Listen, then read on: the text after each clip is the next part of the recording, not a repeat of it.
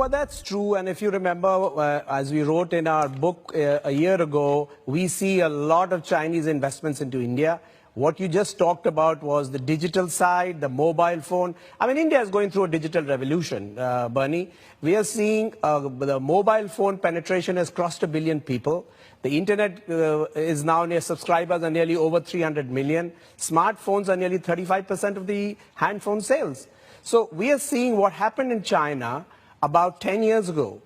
And that's what the Chinese companies who are good at producing cheap but smartphones are coming in. Xiaomi, you mentioned, Oppo, they are building brands.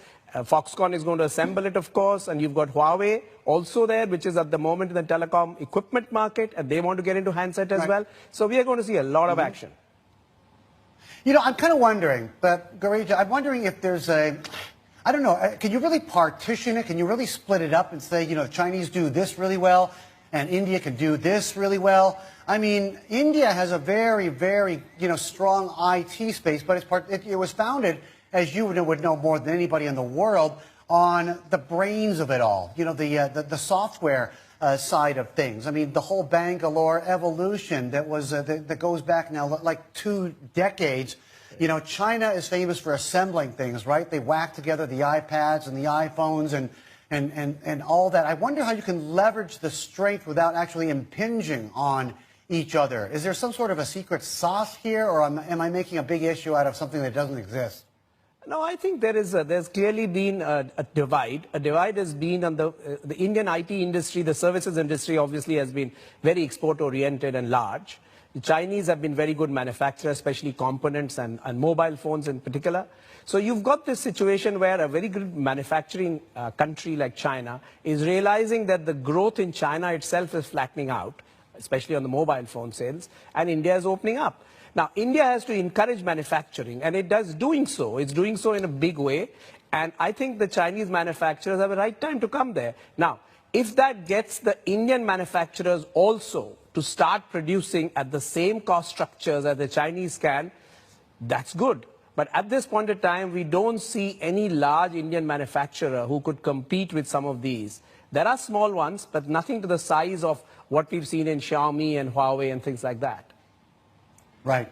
You know, Gireeja, it sounds to me like it may not be in India. It may not be homegrown. I mean, it might be that Indian technological and manufacturing prowess is there, but it might be foreign injections and foreign companies that come in and then throw the business into India, and then India will excel at making things. I'll give you an example. For instance, the recent air show in Singapore, Lockheed Martin says that they're ready, willing, and able to make F-16 fighter jets in India.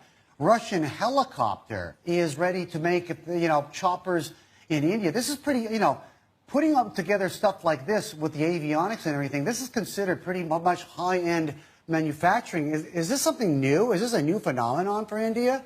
It's certainly new in the sense that since this government has taken over, they have pushed for manufacturing in defense, and you're talking about defense, where foreign manufacturers are allowed up to 49%. And and same thing with the railways. So there's a huge expansion planned in the railways, infrastructure, and defense. And this is driving a lot of foreign manufacturers into India.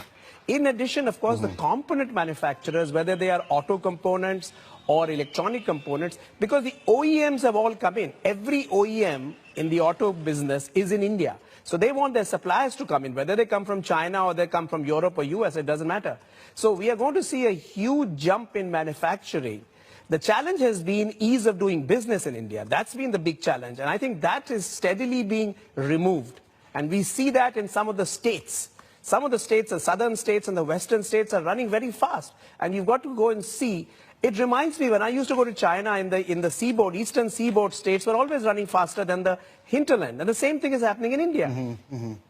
Right. Yeah.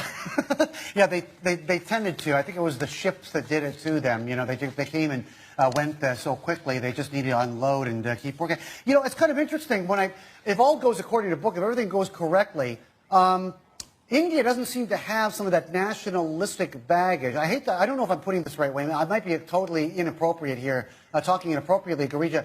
But you know how China took forever, to come up with the ARJ-21, right, the regional jet?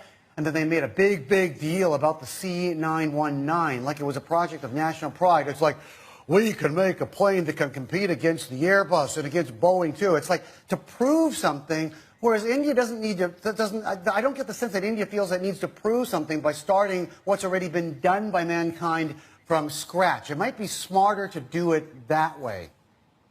Well, India also tried in the past. About 20 years ago, they tried making a plane. There were a couple of attempts, and it was not a great success. So I think the new government has seen the light, as you said, and seen like, why reinvent the wheel? I mean, we've got people who are manufacturing parts of it. We could, of course, assemble it, but that's what it is going to be.